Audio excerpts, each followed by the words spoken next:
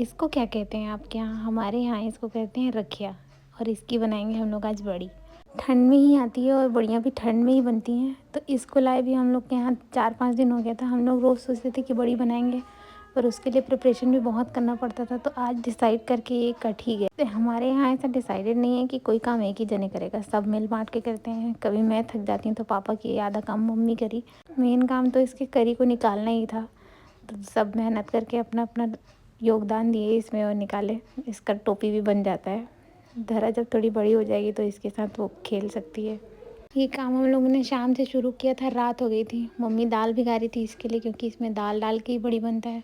पापा इसका पानी निकाले, क्योंकि ये पानी हार्ट के लिए बहुत अच्छा होता है। फिर रात भर इसको रख दिए थे। सुबह उठे तो मम्मी दाल पीस रही थी।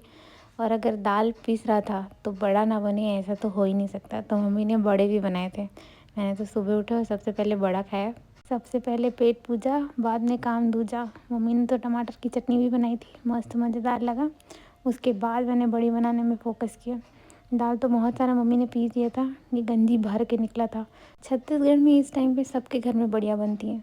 सब अलग अलग प्रकार की बड़ी खाते हैं। और ये सारी चीज़ें तो हम लोग घर पे ही सीखते हैं ना, मम्मी से, दादी से। मैंने भी देखा था अपनी दादी मम्मी को बनाते हुए, तो मैंने भी वहीं से सीखा था। पर भी यहाँ आने के बाद मैं मम्मी से हर चीज़ पूछ के करती हूँ कि कितना कैसे मिलाना है, कैसे करना है। वो बताते रहती हैं, उस हिसाब से ही करती हूँ मैं। इस काम को करने में मेरे को सबसे ज़्यादा मज़ा आता है। मैं जब देखती थी ना मम्मी को ये करते हुए, तो मस्त वो फेंटते रहती थी। मैं हमेशा मांगती थी, वो देती नहीं थी। जब बड़ी हुई तब जाके मेरे को मिला है, और मेरे को आज तक लगता है ये बहुत बहुत अच्छा लगता है। बहुत देर तक फेंटना पड़ता है, मेहनत लगता है, पर मेरे को तो मज़ा आता है इसमें। धरा एकदम ध्यान से देख रही थी। जब धरा बड़ी हो जाएगी ना, ये सारे काम मैं उससे भी करवाऊँगी। और ये है बड़ी को अच्छा बनाने का सीक्रेट। फेंटने के बाद इसको पानी में डालने से अगर ये फ्लोट करने लगे, इसका मतलब अच्छे से फेंटाया है। मम्मी देख रही थी, मस्त हो गया था। रखिया, पेठा, सफ़ेद कद्दू, जो भी बोलो, इसकी तो सारी चीज़ें यूज़ की जा सकती हैं। तो इसके बीच से हमारे यहाँ बनती है बिजौरी, जिसको स्नैक्स की तरह तल के खाया जाता है। तो इसका भी पानी निथार के रखा हुआ था, बस इसमें भी दाल डाल के फेंटना था। पहले के टाइम में चौपाटी तो हुआ नहीं करती थी, तो उन लोग स्नैक्स घर पे ही बना के रखते थे ना। तो इसमें डलता है दाल, और उसके साथ साथ डलता है तिल, सोडा, नमक। अपने टेस्ट के हिसाब से डाल लो आप।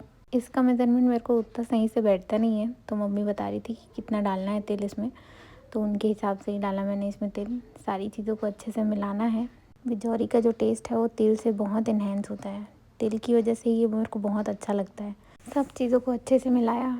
मिलाते मिलाते इसमें इसका छिलका दिख गया। ये मेरी ही गलती थी जो मैंने निकाल दिया, नहीं तो अभी डांट खा जाती मैं मम्मी से। धरा को दादू को पकड़ाया, और मम्मी ने इसमें फिर टेस्ट के अकॉर्डिंगली नमक ऐड किया। जब चीज़ें बहुत सारी बनती हैं तो मेरे को तो नमक समझ में ही नहीं आता।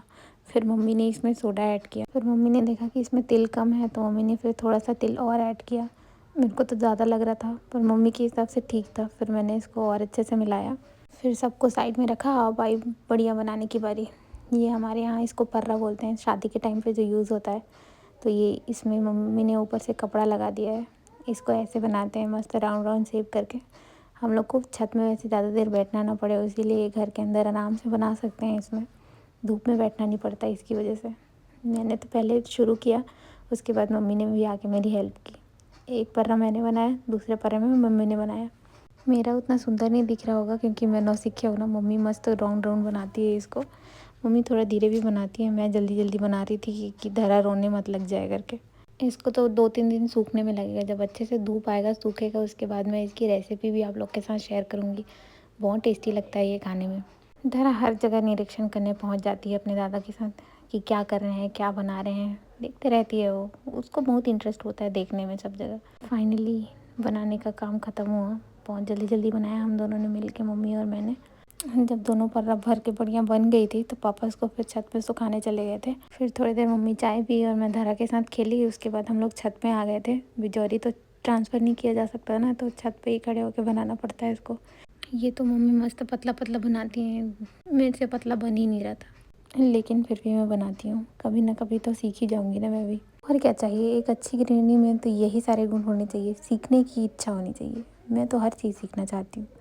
मम्मी जो भी सिखाती है मैं आराम से सीख जाती हूँ। ऐसा करना है, हाँ ठीक है। गप्पे मारते हुए बनाते बनाते कब पूरा बिजौरी बन गया हम लोग को तो पता ही नहीं चला।